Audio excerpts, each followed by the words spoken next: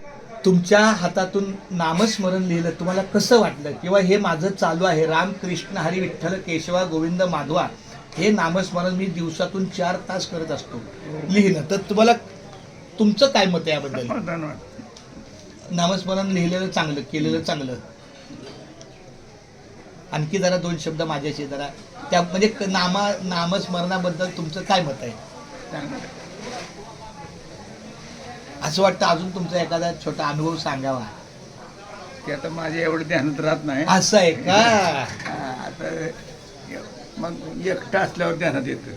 पण आता तुम्ही अभंग म्हणा सांगितला, हा मी एकटा जर म्हणायला लागलो घरच्या मनातल्या मनात, हा तरी कदाचित ध्यानात राहतो. हा काहीतरी आयत्या वक्ताला ध्यानात येतं. पण ह्या समाजात म्हणल्यावर मग नाही ते असं आहे. हा चालतंय, आपण बरोबर आहे. नाही पण हे नामस्मरण जे मी चालू केलेलं चांगलं आहे, आहे. लिखाण केलेलं आहे, नामस्मरणाचं लिखाण, त्याबद्दल तुमचं काय मत आहे? चांगलं आहे. चालू असं केलं काही कडे महाराजांच्या मस्त्याचं लिहिलं, विठ्ठल विठ्ठल लिहिलं. असं आहे का? माझा मंत्र काय आहे?